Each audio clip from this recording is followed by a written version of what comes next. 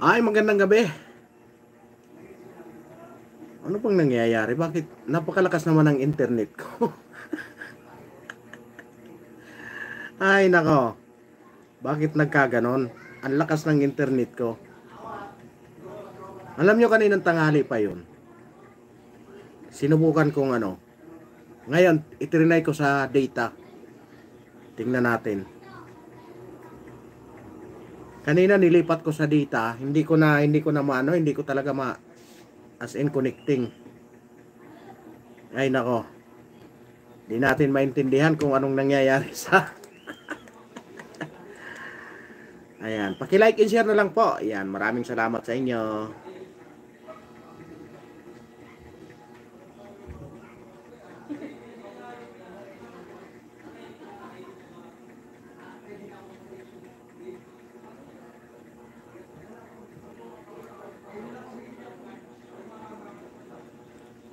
Ayan, 4 million in the house. Ayan, nawala tayo sa ere. Kaya nagparto tayo, no? Magparto tayo ngayon. Pasensya nyo na at wala, ganon talaga ang buhay. Pag hindi tayo ginugorgor. Ayan, 12 million in the house. Maraming salamat. Nawala yung ating live. Pagpasensyahan nyo na at ayan, comment kayo. Ano lang tayo bago natin ipagpatuloy, ano? Bago natin ipagpatuloy ang ating talakayan. Kasi napakaganda nito, ano? Makikita nyo talagang dito nagkabuhol-buhol na yung ating no? Nagkabuhol-buhol na yung ating mga honorable na hindi maintindihan kung anong gagawin. No? Kanya-kanyang palusot sila. Talagang si DOJ Secretary talagang di na malaman kung ano hanggat sa nagkaipit-ipit na eh. Wala siyang alam eh. Nagkabuhol-buhol na tuloy ang sagot. Kanya-kanya na silang palusot. Ayan, ipagpatuloy natin, ano? Pagpatuloy natin yung kanilang teleserye ng kasinungalingan. Anybody wish to comment? Secretary Anyo, please. General Marbil, bakit may prior consultation and assent? Bakit sumang-ayon ng mas maaga? Well, Madam Chair, I'm not aware of any coordination of that, and I only learned of this diffusion and warrant pares in the morning of March 11. So, yun ang... So, lahat kayo, March 11, 3 a.m. Di ba? Dati red notice, ngayon diffusion notice ng pinaninindigan nila. Di ba? Oh, tingnan nyo kung paano nagkabuhol-buhol ang mga pangyayari sa pinagagawa nila. Ayan, paki-like na rin po sa gustong mag-like. Ayan, kung may dislike din po kayo. Oh, wala tayong problema diyan. Ayan. At paki-share na rin po. Dito. Tama naman yun. Ayan, maraming salamat sa nag-like. Executive Director Alcantara, form letter ba to? Medyo specific to eh. Prior consultations with the government of the Philippines. Hindi siya form letter eh. I cannot Nakakita na rin kami. Nakakita na rin kami ng ganito. It looks like a form letter. Form letter? It looks like to comply? It's a genuine letter from the Interpol that came from the Oo, Interpol. tama. Verified naman to. Opo. Kaso nga lang, unang-una, diffusion. Diba? Verified letter galing sa Interpol. Hindi red notice. Kung hindi, diffusion notice. Diba? Pero pinipilit nilang kinukonek na iisa lang yon. iisa lang yun, yung wanted person, yung diffusion, ganun din. Talagang, yun ang nakasulat eh. Tapos ini-interpret pa ni Secretary Remulla na talagang yun daw ang kanilang ano sa ibang bansa. Yun nga ang nakalagay eh, di ba? Ibig sabihin, yun ang salita sa kanilang bansa. Ayan, ituloy natin. siya. No such thing as red notice was ever received. Ma'am, Sabi mo, dahil sa kailangan i-expedite. Ikalawa, tinatanggi ninyo na merong prior consultation dito at saka acquiescence or agreement. hindi ko po masagot yung prior consultation. Ang masasagot Wala, ko po. nandito lang. Oh, Ba't nila isusulat yan kung di totoo? Oh. Narinig niyo kung kung paano nagkabuhol-buhol. Hindi niya masasagot. Eh, nandiyan na nga eh. Hindi niya masabi na talagang inano yan. Kasi nga, plinano nila. Hindi niya masabing diretsahan. Kasi nga, wala eh. Planadong-planado nila eh. Oh. Pag kumanta naman ito, baka matatanggal siya sa kanyang trabaho. Ay, nako, nagkandalit-silit siya ng buhay. Okay, basahin pa rin natin. Andito tayo, no? Ayan, si Senator Cayetano, maraming nakikita yata eh. Tapos sa page 2, no? Gusto ko lang matignan to, no? Kasi ang liwanag po nito eh. Ang sabi dito, basahin po natin yung page 2, ano? Ayan. The ICC has been mandated to investigate crimes against humanity. Pakitignan na lang po ang sumunod. Sige, itaas pa po yan. Indirect co-perpetrator. So, ibig sabihin, hindi siya principal, indirect pa. parang ganun po yung Eh, understand. sino yung direct? Di ba? Di ba? Ibig sabihin, hindi talaga siya. Indirect siya. Ibig sabihin, talagang na-persecute, na-personal lang talaga si dating Pangulong Duterte. Maliwanag na maliwanag to. Kasi indirect ang nakalagay, hindi direct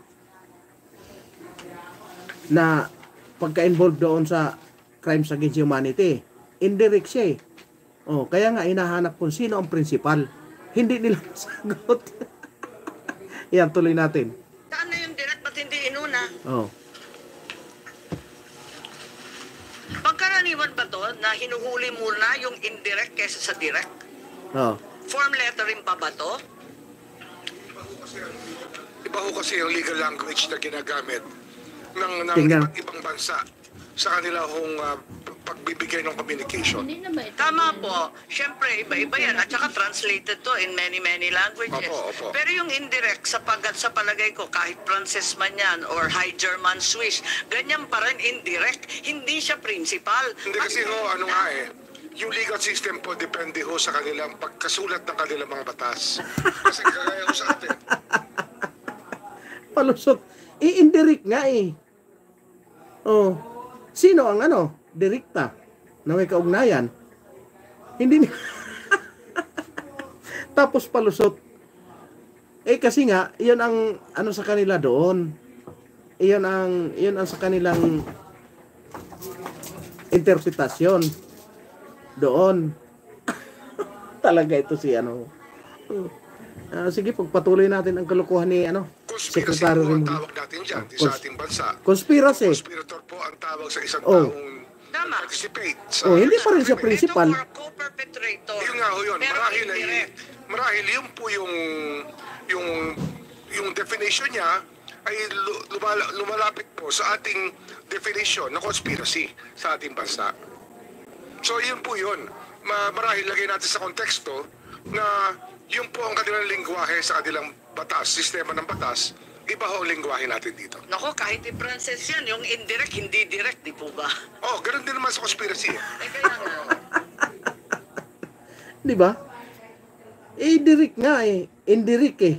Ibig sabihin, hindi talaga siya. Eh, ang problema, in-interpret na ni na iyon ang sa kanilang paano mo nasabi? Hindi, indirect nga nakalagay eh. Ibig sabihin, iyon talaga sinulat doon. Bakit kailangan i-interpret na iyon ang doon sa kanila? Kahulugan. Talaga ito. Talaga itong DILG natin, O paano kaya kung halimbawa halimbawa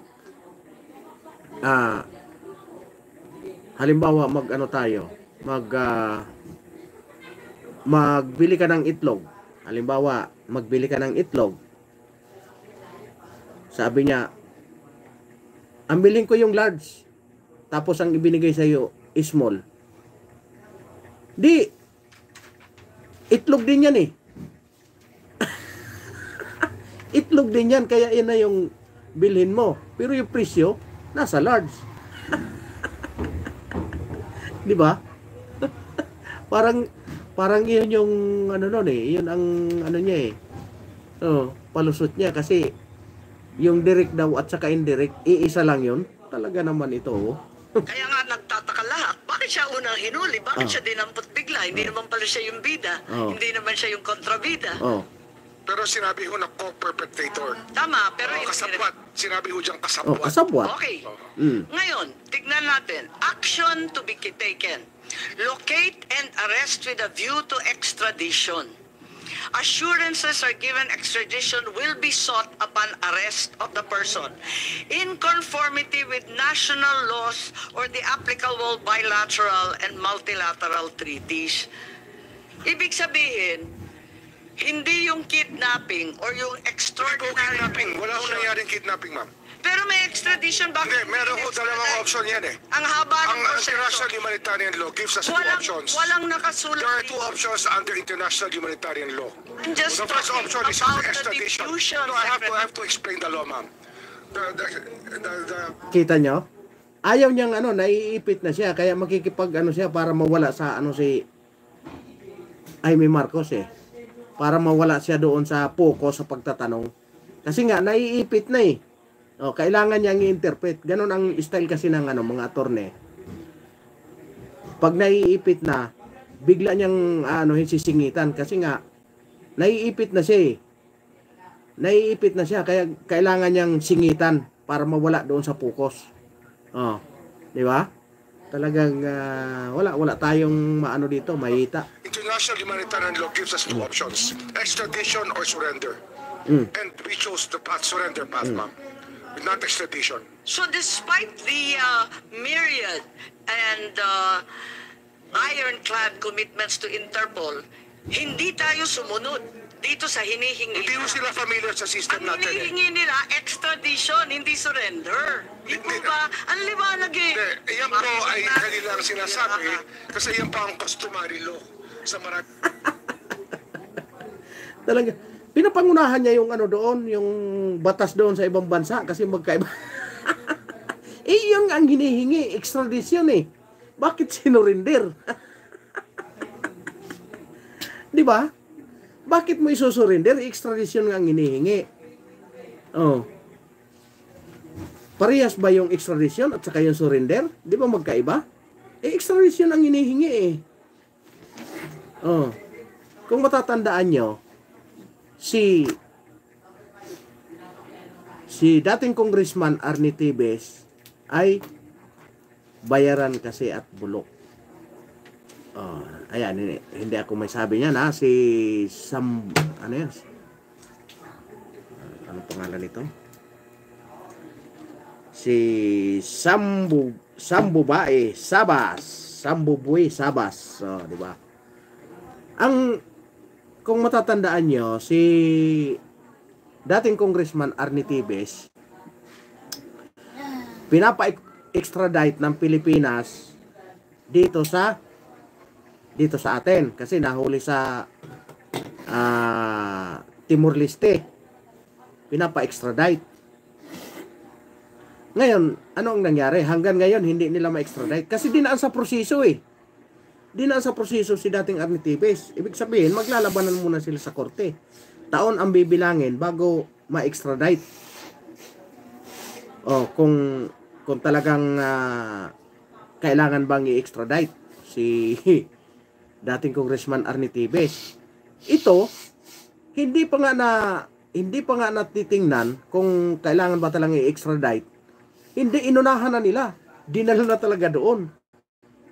Ang masaklap doon, eroplano pa natin. Eroplano pa ng Pilipinas. At ang Ang nag-facilitate pa, ang ating presidente. Kaya nga, lumalabas, pinangunahan talaga.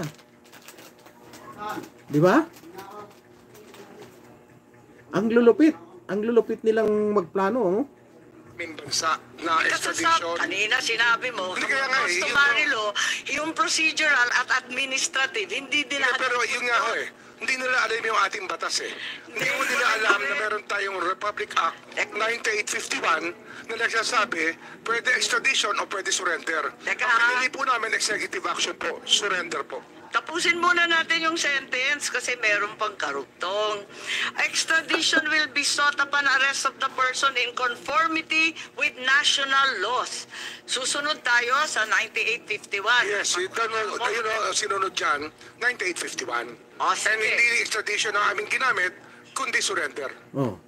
Eka, meron tayong iko-konsulta, Attorney Alexis Ayan, Medina, pakinggan nyo ito, ha? na sumulat ng iba't ibang Pakinggan nyo ito kung paano sila butatain. Pero pilit pa rin pilit pa rin lumulusot. Pilit pa rin nilulusot nila kung anong pinagagawa nila. Ayan, pakinggan natin.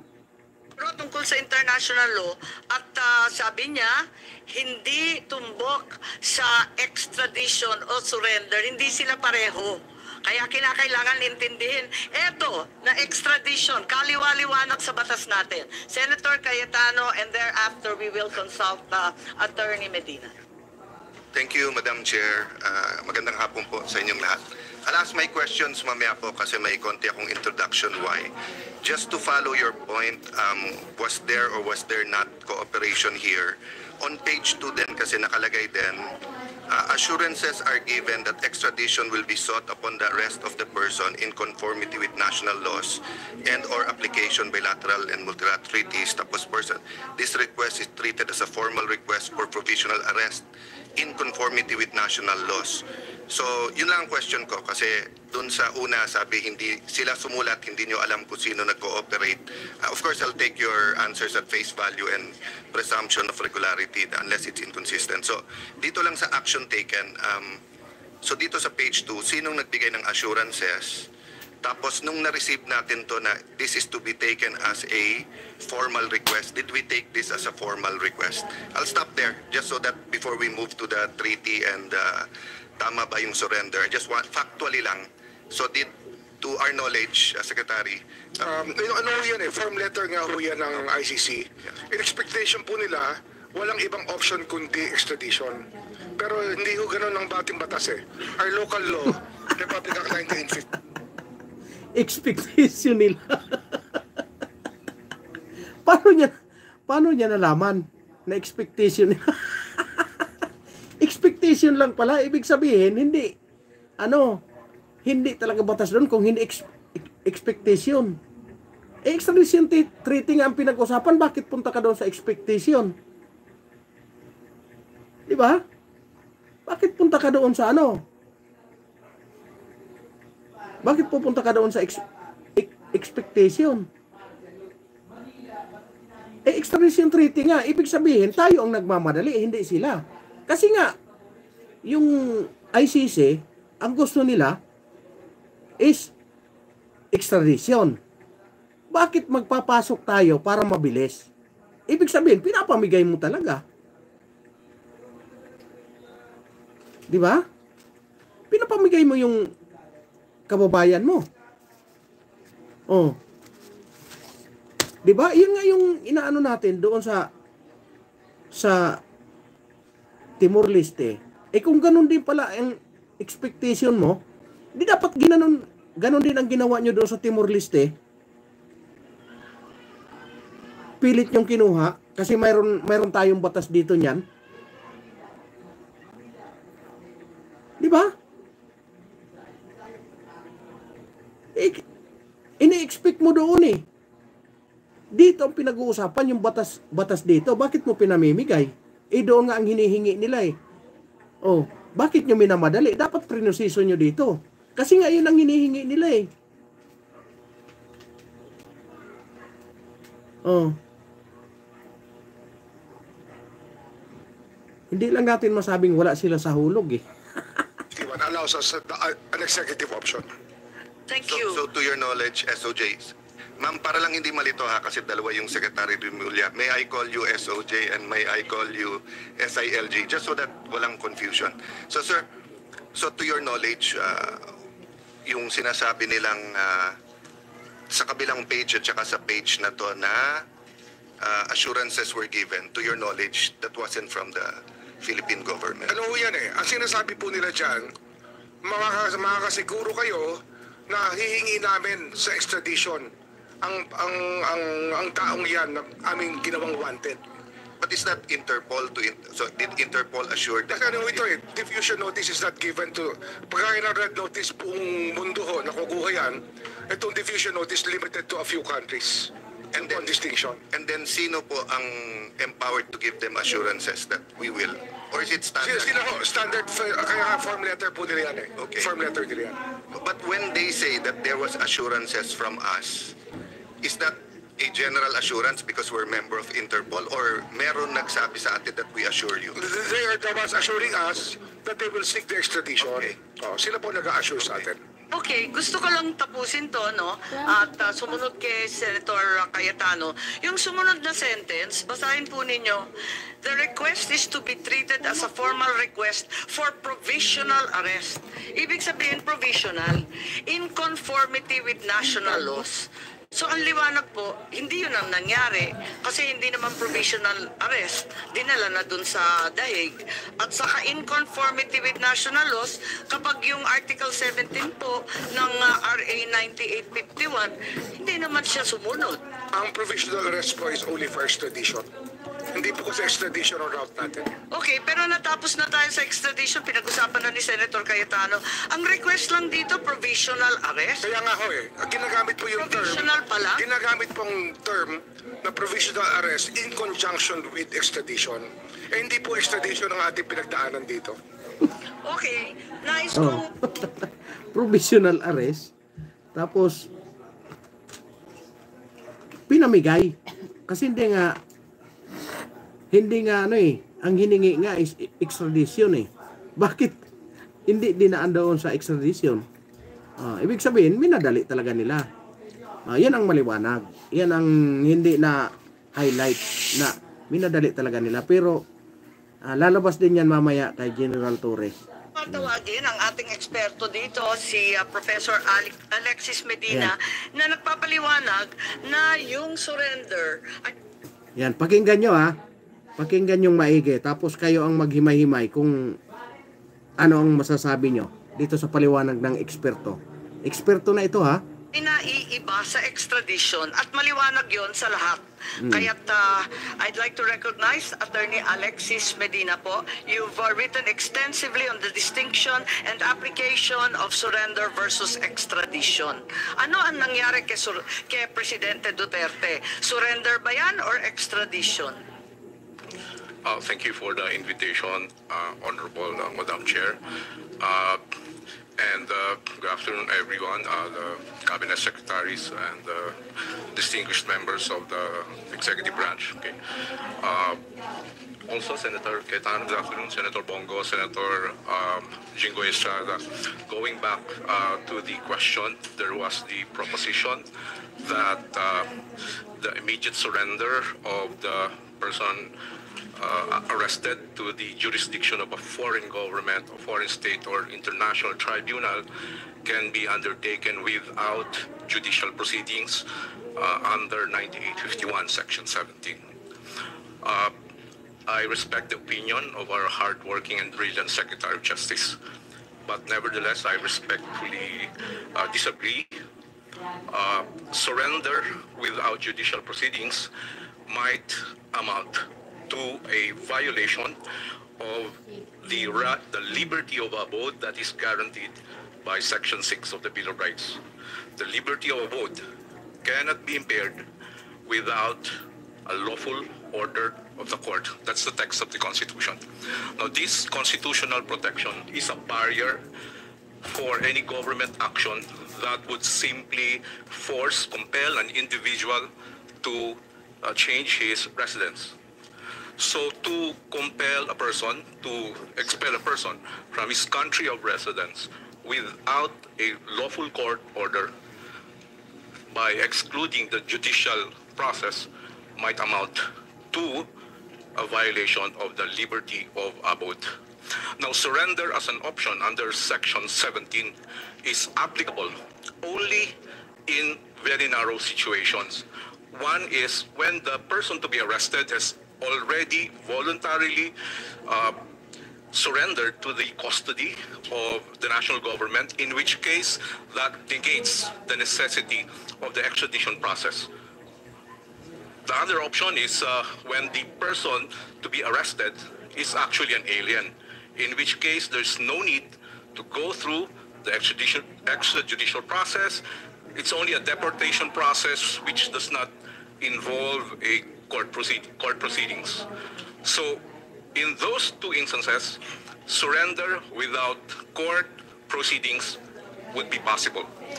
Other than those proceedings, it would be very difficult to maintain that is sanctioned by the Constitution. So ang Thank you, Your Honor. sinasabi po ninyo, dalawa lang pagkakataon na pwede mag-surrender. Kung yung mismong akusado at arestado ang nagsusumite sa pamahalaan, yun, pwede yun. Yes po. Kusa niya yun. Yes. Ikalawa, kapag banyaga, Yes po. hindi naman Pilipino, Yes po. deport, executive action yun. Yes po. Mabilis, walang kailangan na korte-korte. Yes po. So yun lang, wala na pong ibang exception, wala na pong ibang sitwasyon kung saan pwedeng surrender. Kasi pinagpipilitan na sinuko ang Pangulong Duterte ng pamahalaan sa Interpol. Yun ang pagkaintindi ko sa sinasabi kanina. Sinasabi ninyo, hindi po pwede yun. Dalawang pagkakataon lang ang po pwede isuko ang isang Pilipino. Yung isa pa nga, hindi sa Pilipino. Attorney Medina po. Yes, thank you, Madam Chair. I stand by my statement. There may be possibilities that surrender can happen in other situations, but certainly surrender of a person necessarily requires the lawful order of the court. And this requirement is consistent with the policy of the Constitution that whenever there's a deprivation of liberty, court intervention, judicial proceedings, judicial process is a requirement because the right to liberty is placed in an exalted status in our constitutional system. Hindi po pwedeng, the Constitution does not contemplate exclusion of the court process in depriving a person of his right to liberty. Kung hindi pwedeng isuko ang isang Pilipino na hindi pumapayag, hindi naman voluntary, ang ibig mo sabihin, ang iba pang pagkakataon, extradition na. Yes, That's the which- only legal process to enforce surrender to the ICC. Extradite na kapag Pilipino pa. Tama po ba? I agree, Madam Chair. Thank you. And extradition is a judicial proceedings. It involves judicial proceedings po. At maliwanag din dito, maski yung Interpol mismo, sinasaad na kinakailangan provisional arrest, extradition to be applied for in conformity with national laws. Sinasabi nga sa ating konstitusyon, sa ating Korte Suprema lamang at sa mga iba't iba pang korte. Kasama pa ba yung korte sa ICC? If I may comment, Your Honor, can I give the context for my statements? Yes, please. Yeah, okay. My apologies, I had to answer the question directly. I was invited on the basis of a post I made online, a legal opinion on the arrest of the former president. I'd like And also your qualifications as an international lawyer. No, I'm a teacher of constitutional law. I taught at San Sebastian College, Recoletos, Manila, the Polytechnic University of Manila, and the New Era University. I also give lectures for bar review examiners. Okay. Well, when I posted a legal opinion on the arrest of the president, to my surprise, it gained public traction. And my objective in posting that is really for academic discourse, not for any legal or political advocacy. I'd like to make it clear to everyone in the room, I am not here as a partisan. Okay, I am not involved in any political activity. My views that I posted are from the detached perspective of an academic, Full disclosure po, I've never met you before. Yeah, opo. I've only read you. Thank you. Thank you po. And to be honest po, 2016, I did not even vote for the former president. I was counsel for Grace po. Okay, so Senator Grace po. So my view that the arrest and detention and expulsion of the former president may have infringed several constitutional guarantees in favor of the former president. Thank you. Thank you very much. Kita nyo? Di ba? Binaboy nga eh. Yan, saglit lang po ha. Nauubo lang po.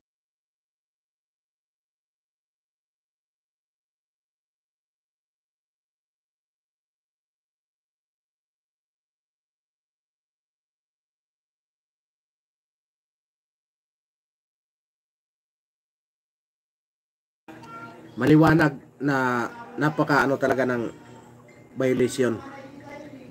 Di na natin maintindihan kung anong pinagkagawa nila. Bakit? Extradition ang nakalagay doon sa tapos biglang ginawang bakit ginawa nilang sinurrender.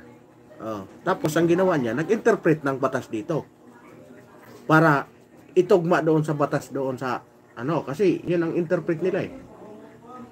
Kasi hindi daw nila alam yung batas dito.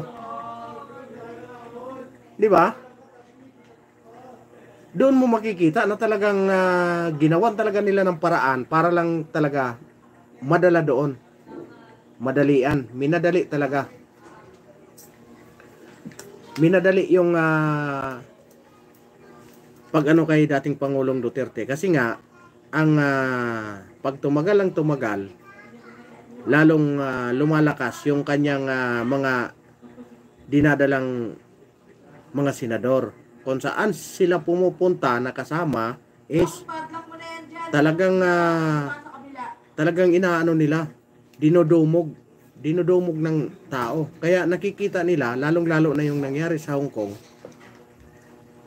baka mangyari na ganitong mangyari din sa Pilipinas. Ang mangyari niyan, baka gano'n na ang kahihinat na lalong maubos. Pangalawa, itong darating na 2028, baka ang mangyari, magtandim pa yung mag-ama. Yan ang kanilang mga yan ang kanilang sigurong mga pinagpaplano. Kaya nga, sa madaling dalhin talaga nila doon sa anumang paraan. Kaya nga, humanap talaga sila ng remedy para makasilip doon sa mga batas, para madala doon sa Ang problema, sino ang nagplano? Ngayon, ang ginawa ni Boying Rimulya, ay hindi ako kasi wala ako dito eh. Nasa Vienna siya eh. Kaya nagkandalit-silit sila. Si John Beck, pinagtuturo yung 4. Si Boying, iwas pusoy. Di ba? Kanya-kanya silang palusot. Tapos ang nangyari, at nagpapalusot sila at the same time tagapagtanggol din si Boying. Di ba? Ganon sila ka systematic. Naglalaglagan tapos nagkokontrolan sila. Attorney Medina, I think Senator Cayetano has evinced his desire to Well, interpolate. full disclosure then, I'm trying to be non-partisan. I ran as an independent last election, no political party. But I did vote for the president in 2016. So I saw the SOJ raising his hand. Would you like to give your comment now, or I'm actually going to ask him questions on this? Then I'll ask the chair to give you time to reply. I would like to hear your questions Okay, and answers. thank you for that. So sir, tayo ba nag-meet na rin ba tayo? I don't think so, sir. I don't think so. So yeah. So I don't mean to be rude, and I thank you for your volunteering your opinion, kasi nga basically there's so much confusion. So we're trying to get through the confusion, not only for today but also for tomorrow, to make sure that we respect our constitution and everyone's right is protected. So my first question, do we in this room, do we all agree that if there's conflict between international law and our constitution will prevail? Yes, Your Honor, that's the doctrine of constitutional supremacy. You agree, SOJ? No? Yeah. If there's conflict, di ba? Kasi sinabi naman sa Constitution that international law forms part of the land of the law. So if there's no conflict, wala tayong problema. Okay. So having said that, one of the fundamental or yung anchors or foundations of the Philippine Constitution, also from the U.S. Constitution, is Section 1 of the Bill of Rights, that no person shall be deprived of life, liberty, or property without due process of law, nor shall any person be denied equal protection of law. Agree, sir? Yes, Your Honor. Okay. So, when we arrest someone, we're depriving him of liberty. Yes, Your Honor. When we deport someone by virtue of a warrant arrest, let's say like in the case of Congressman Mark Jimenez extradition with the U.S., we're depriving him of liberty. Yes, Your Honor. Okay. So when we, I don't know, alleged lawful arrest, let me just use it that way while we're determining of former President Duterte, and then putting him to a plane. Hey, we deprived him of liberty. Yes, Your Honor. Okay. So the next question, was he given due process? So ang sinasabi po ng government, there are two ways: extradition or surrender. Yes. Okay. And tama po ba, this law that we're invoking now was passed before we ratified yung ICC? Yes. This law was prior to the ICC, no? Judicial Notice. Republic Act 9851. No? I mentioned that because in the interpellation of, I think it was Senator Gordon and Senator Loren, and then meron din Senator Miriam, it was made clear doon na kailangan magpasan pa ng ibang legislation for the pag mag-a-arrest. Ayan, no, Senator Legarda, so even if the executive ratifies it and we concur in its ratification and we pass this proposed measure that we are contemplating now, is it not enough to implement the Rome Statute? Mali lang yung records, wrong statute nakalagay. Pero mukhang tama din na wrong talaga. Pero Rome Statute dapat to. Okay. Senator Gordon, yes, it is just like the PFA all over again. Di ba? Ang sa atin dito, gusto lang nating i-highlight na talagang mali ang ginawa nila sa dating Pangulo. Hindi naman natin sinasabing pag walang kasalanan yung tao, hindi parusahan. Pero, ang proseso nga, ang pinagtatalunan dito. Wala tayong pinagtatalunan ha, kung may kaso man siya o wala. Kasi di ba sabi niya, basta dito sa Pilipinas, i-ano nyo, akong bahala, haharapin ko yan. Di ba? Haharapin niya eh. Oh. Ang problema kasi, hindi naman redotes, nagkabuhol-buhol sila. Hindi nila akalain na kapatid pa ng presidente ang mag-imbestiga. Kapatid pa ng presidente ang magbulgar sa kanila. Hindi nila ito inaasahan eh. Na mayroong maglakas ng loob na imbestigahan ito sa Senado. Oh, kaya ngayon ang nangyari, nagkabuhol-buhol sila ngayon. Hindi na nila malaman kung anong gagawin nila. Kaya kanya-kanya sila eh. Kanya-kanyang palusot. Kita mo yung transnational crime na hindi niya nakita ang warrant. Di ba? Tapos, binasahan din ng Miranda rights ni General Torre ang dating Pangulo, wala ding hawak na warrant. Kaya nga nung hinihingian nila, walang maipakita eh.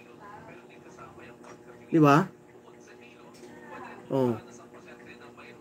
Kaya nagkabuhol-buhol sila lahat, hindi na malaman kung anong ididepensa. Kasi nga, inisip nila, walang maglakas ng loob niya na walang maglakas ng loob niya na iimbestigan. Kasi nga, halos hawak na lahat ng administrasyon eh. Pati mga senador. Hindi nila alam, pumalag yung kapatid. Diba? Oh. Inilaglag ng ate yung kapatid niya. Anong nangyari? Kaya nagkabuhol-buhol sila ngayon. Hindi na nila maintindihan kung anong dapat nilang gawin. Kaya pilit nilang tinutwist. Iniiba nila kaagad eh. Alam nila na hindi naman si Amy Marcos, kaya kaya nilang Kita mo, sinasalubong kaagad ni Secretary Remulla para lang mawala sa focus kung yung pagtatanong para lang mawala sa focus. Di ba? Pero ang mas maliwanag doon, talagang minadali nila. Yung extradition, binigyan nila ng ibang interpretasyon ng ibang batas dito para lang mamadali. Kaya ang ginawa nila, sa halip na extradition, surrender ang ginawa nila. Diba? Ibig sabihin, pag sinurrender mo, wala kang kakayanan. Kasi sinusurrender mo eh. Hindi ba?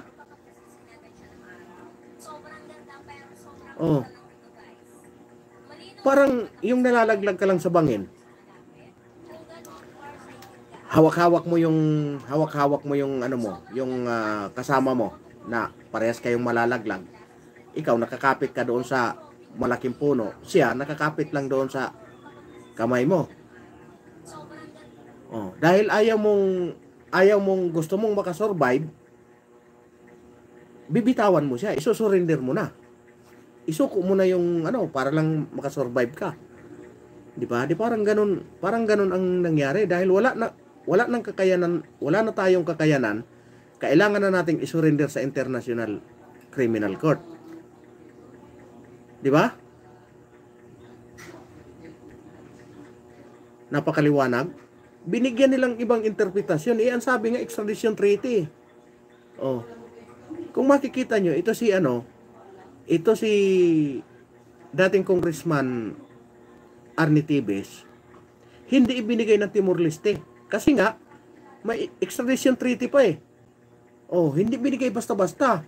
Pag napatunayan namin dito, na talagang nagkasala sa Pilipinas, pwede namin i-extradite.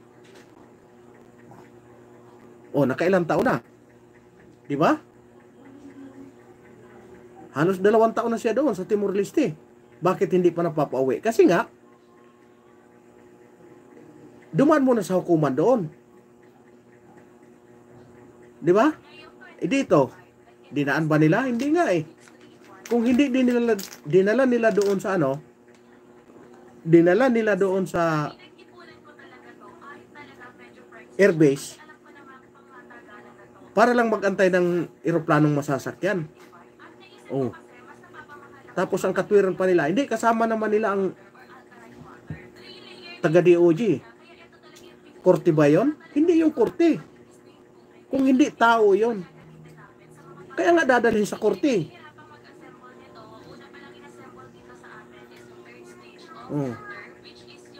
Doon sila nagkanda sablay-sablay. Hindi nila akalain yun na yung kapatid pa mismo ng presidente ang magbukas ng pagdinig.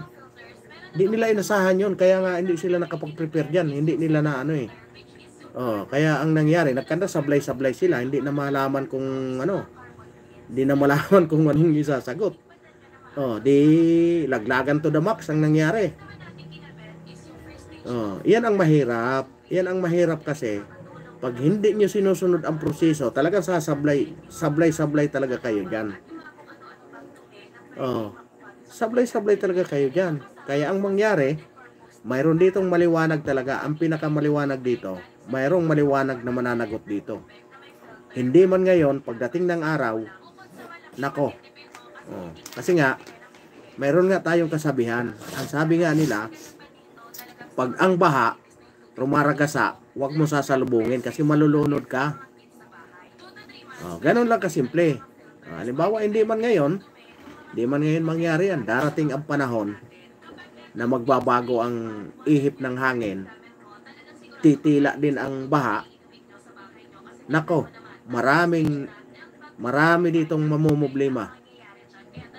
Lalong-lalo na si nangunguna dyan. Number 1 na kandidato dyan. Ito si General Torre. Nako. Talagang yan ang unang kandidato dyan.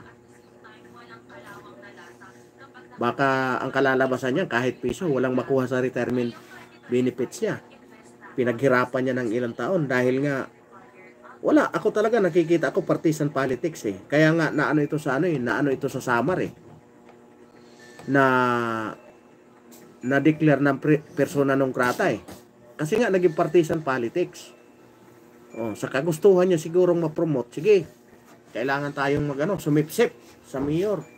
Ito na naman ang nangyayari sa kanya ngayon. Sa kagustuhan niyang maging chief PNP, talagang himod siya. Grabe talaga siya kung sumipsip sa presidente. Kasi nga may sarili siyang interest. Gusto niyang maging Gusto niyang maging chief PNP.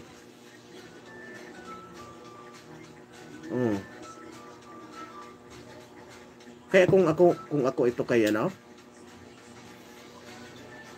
kung ako ang mayor ng Davao, ko rin ito sa yung simula doon sa paanohin ko yan sa konseho ko pag-aralan kung paano makasuhan para ma-declare na persona non grata dyan sa Davao.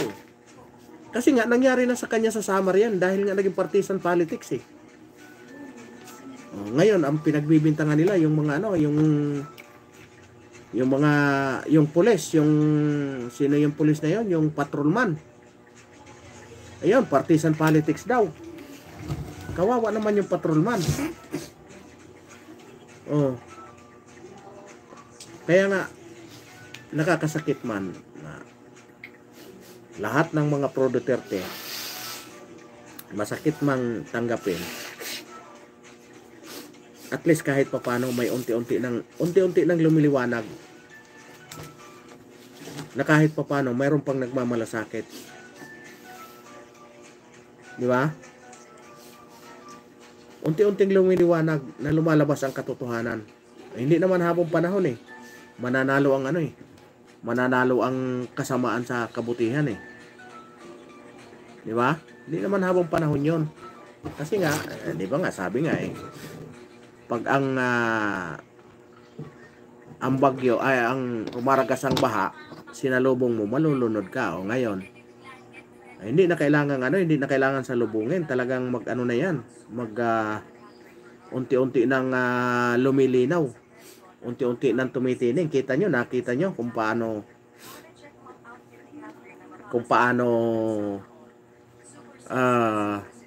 magkabuhol-buhol sila sa mga sagot.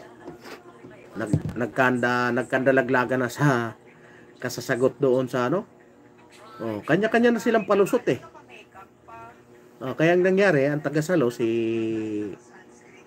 DOG Buying ay saluhin niya pag nasusukol na sila, guguluhin niya yung pagtatanong ni Senadora Amy Marcos para lang mawala siya doon sa focus sa pagtatanong, mailigaw. Yan, nagsasayang lang kayo ng oras kahit magnawa kayo dyan. Yan. May commentator tayo. Magsayang lang kayo ng oras kahit magngawa kayo dyan. Magngangawa kayo dyan. Saluto, General Torre and Remulla. Move on, Cayetano and Aime. Ay, nako. Ay, wala naman tayong magagawa dyan kung iyan ang panindigan mo. Ano naman gagawin ko? Iyan ang nakikita namin Anong pakialam mo? Di ba? Ikaw, comment ka ng comment dyan. Ay, ako ngawa ng ngawa din Comment ka ng comment. Di ba?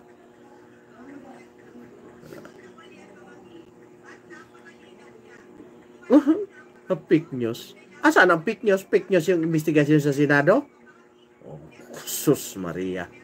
Number 1 in BNCIDG sa swimming. Di hulihin nyo yung hulihin nyo yung investigasyon doon yung nag-imbestiga doon sa Senado. Ikaw ang mangmang. Alam mo kung bakit? Ikaw ang mangmang. Alam mo kung bakit? Hanggang comment ka lang. Kung hindi ko basahin, walang kwenta ang comment mo. Ay, nako.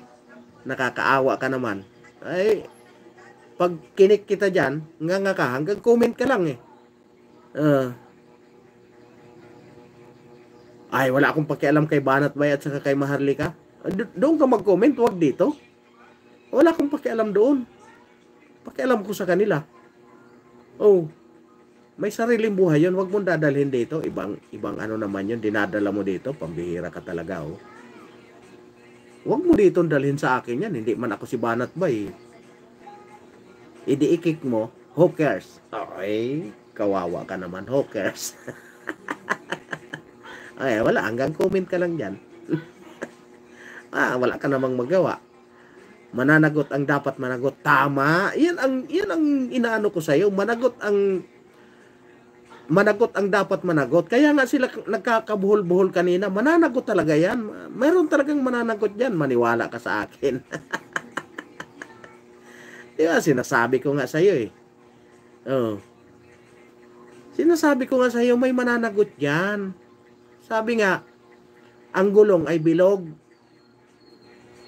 Umiikot yan. Kayo gumagawa ng division sa bayan. Sus Maria Josep. Ano bang batas ang gusto mong sundin? Oh, sige nga. Anong gusto mo? Sumunod tayo sa mali?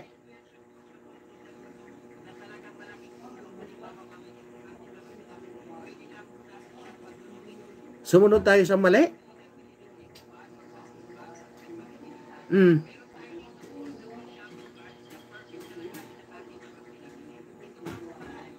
Hindi nga nila sinunod eh. Ano ka ba? Hindi mo napanood kanina, nagkabuhol-buhol nga sila kasi hindi nga nila sinunod. Ano ka ba? Ay, nako. Hindi nga nila sinunod. Kaya nga nagkandalit-silitsi sila sa kasasagot kanina eh. Hindi mo ba napanood? Nilaglag na ni Secretary Boyeng yung ano? Oh. Kung sino ang ay nako, ewan ko sa'yo. Gandang gabi po, Kuya Host, sabi ni Filipino Boy. Yan, gandang gabi sa'yo. Ikaw ang tingnan mo kung paano mo sinasabing nagdi-divide sa bayan. Ikaw nga ang ano diyan, comment ka diyan eh.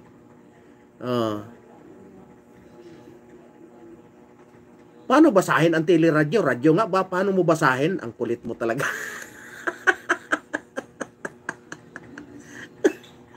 Paano mo basahin ang teleradyo?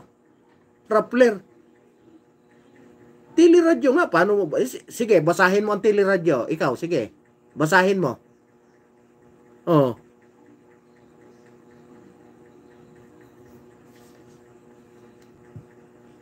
Radyo nga eh. Basahin mo.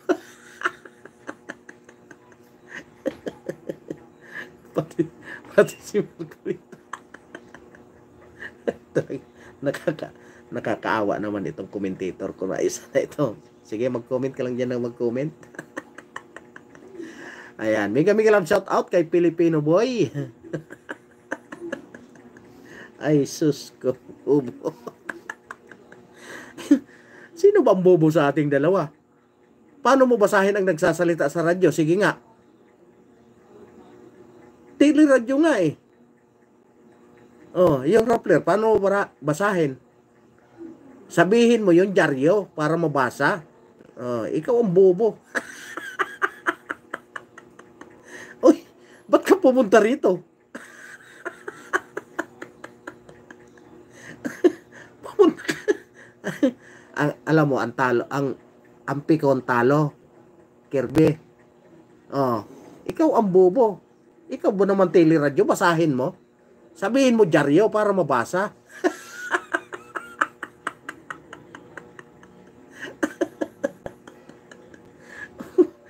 Ikaw ba naman sabihin mo teleradyo? Paano mo mabasa ang teleradyo?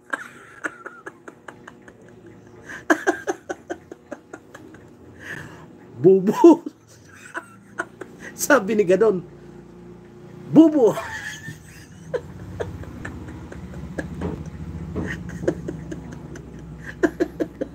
Wow. Bot po natin, PDB Senatorial. Yan, tama. Makikita mo, Kirby. Ilalampaso yan.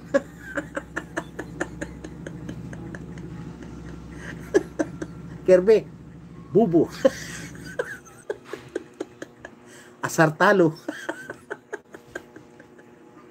Ay nako, Kirby, nakakaawa ka. Sayang. Sayang lang ang load mo. Oh. Huwag ka munang magbilang, Manong.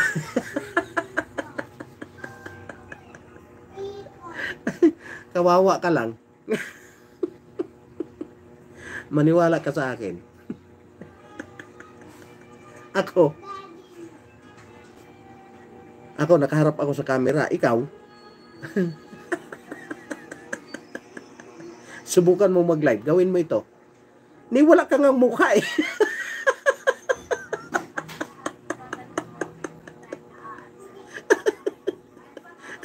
Kahit mukha nga, wala ka eh.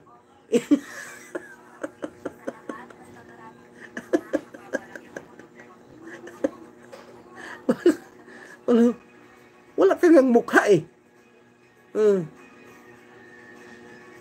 Ay, nako. Ay, nakakaawa ka naman patulan. Ni mukha nga, wala ka eh. Patulan pa kita. Ay, maraming salamat sa nag-like dyan ha. Ay, Kirby, bubo. Mag-dislike ka dyan. Para naman may pakinabang ka.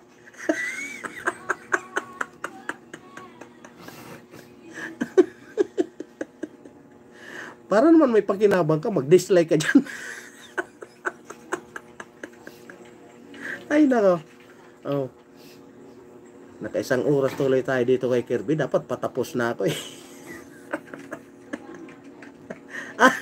Tama, ikaw pala ang kontrabida. Kaya humaba yung pelikula kasi dumating yung kontrabida. Ay, nako. Nasasayang yung oras. Tapos nandiyan naman siya siging comment. Aywan ko sa'yo, Kirby. Ay, nako. Sakit ng tiyan ko tuloy sa'yo katatawa. Buisit.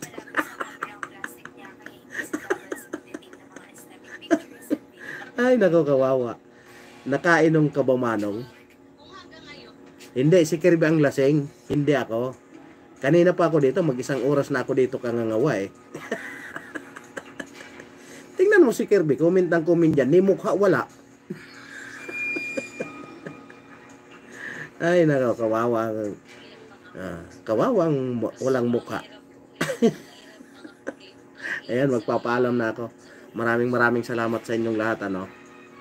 Maraming salamat sa lahat ng dumaan. Ay, Kirby, mag-dislike ka dyan. Para naman may pakinabang ka. Hindi magdakdak. Oh, bak? Akala ko ba sayang ang oras mo dito? Ba't nandyan ka pa?